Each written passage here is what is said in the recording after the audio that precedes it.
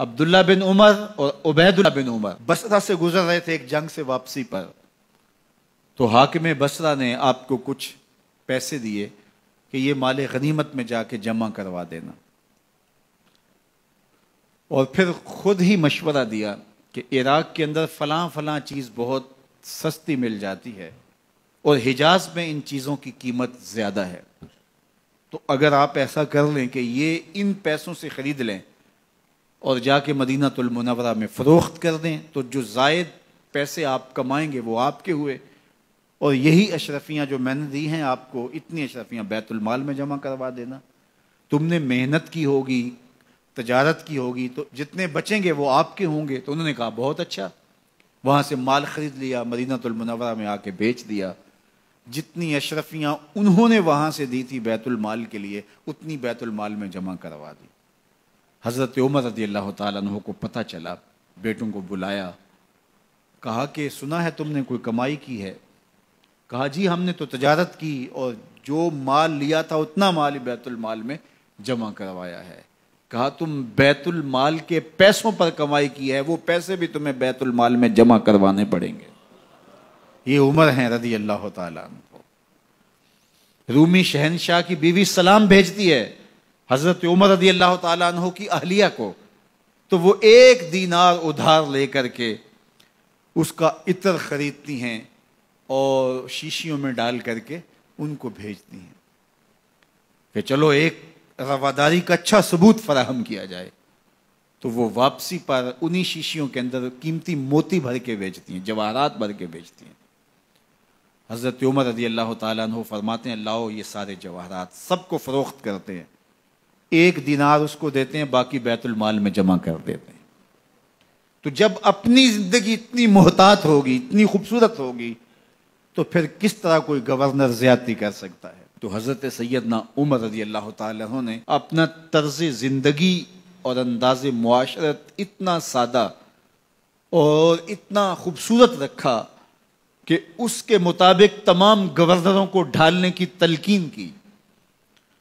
آپ جب بھی کسی شخص کو بطور گورنر اس کا تعین کرتے تو اس کو یہ نصیحتیں کرتے، ایک ترکی گھوڑے پہ سوار نہیں ہوں گے، باریک کپڑا نہیں پہنیں گے، اور انچھنے آٹے کی روٹی کھائیں گے، مکان کا دروازہ نہیں لگائیں گے، کوئی حاجب نہیں رکھیں گے، چوکیدار نہیں رکھیں گے، بواب نہیں رکھیں گے، جو تمہارے تک پہنچنا چاہے ڈائریکٹ پہنچ جائے۔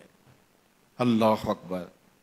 اور پھر جب کسی کو متعین کیا جاتا اس کی جائیدادیں لکھ لی جاتی ہیں کہ اس کے پاس کتنی جائیداد ہے، وہ حساب اپنے پاس رکھتے، اور جب وہ معزول ہوتا یا اس کا وقت ختم ہوتا تو آپ دیکھتے کہ اب اس کے پاس جائیداد کتنی ہے۔ اگر وہ جو پہلے آپ نے اپنے پاس ریکارڈ رکھا ہوتا اس سے جائیداد اس کی زیادہ ہوتی تو حضرت عمر بقیہ جائیداد بیت المال میں جمع کرتے۔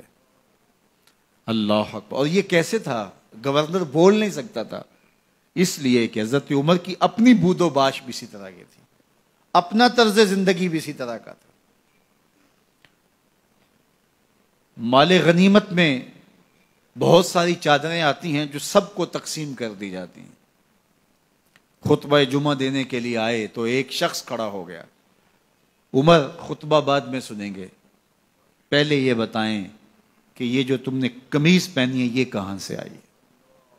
مال غنیمت کے اندر جو چادریں آئی ہیں سب کے حصے میں ایک ایک چادر آئی، آپ داراز قد ہیں، ایک چادر سے قمیض نہیں سل سکتی، تو آپ کی قمیض کہاں سے آئی؟ پہلے اس سوال کا جواب دے دیجئے، پھر خطبہ سنیں گے۔ اللہ اکبر۔ آپ کے بیٹے کھڑے ہوتے ہیں، کہا ایک چادر سے میرے باپ کی قمیض نہیں بنتی تھی، میں نے اپنے حصے کی چادر بھی اپنے باپ کو پیش کی ہے۔ اس نے کہا اب سناؤ، اور ہم سنتے ہیں۔ یہ ہے حضرت عمر رضی اللہ تعالیٰ عنہ کی اپنی ذاتی زندگی۔ ایاز بن غنم کے بارے میں یہ پتہ چلتا ہے کہ وہ موٹے کپڑے نہیں باریک کپڑے پہنتا ہے۔ اس نے گھر کے دروازے پر بواب بھی رکھا ہوا ہے، چوکیدار بھی رکھا ہوا ہے۔ تو حضرت عمر رضی اللہ تعالیٰ عنہ محمد بن مسلمہ کو بھیجتے ہیں، محمد بن مسلمہ جاتے ہیں اور جا کے تحقیق کرتے ہیں تو ایسا ہی پاتے ہیں، تو ان کو وہیں گرفتار کر کے لے آتے ہیں۔ اور حضرت عمر کے دربار میں پیش کیا جاتا ہے، چھڑی اس کے ہاتھ میں دے کر فرماتے ہیں جاؤ تم بکریاں چرایا کرو، تم گورنری کے لائق نہیں ہو۔ ایک گورنر کو بکریاں چرانے پہ لگا دیتے ہیں اس لیے کہ تم نے ان اصولوں سے، ان ضابطوں سے انحراف کیا ہے جو ایک سلطنت کے ذمہ دار کے لیے لازم اور ضروری ہیں۔ دور موجود کے حکمرانوں کو، چاہے وہ عرب کے حکمران ہوں چاہے وہ عجم کے حکمران ہوں، اگر وہ اسلام کا نام لیتے ہیں تو انہیں اپنے اعمال کا جائزہ لینا ہوگا کہ ہم کھڑے کہاں ہیں۔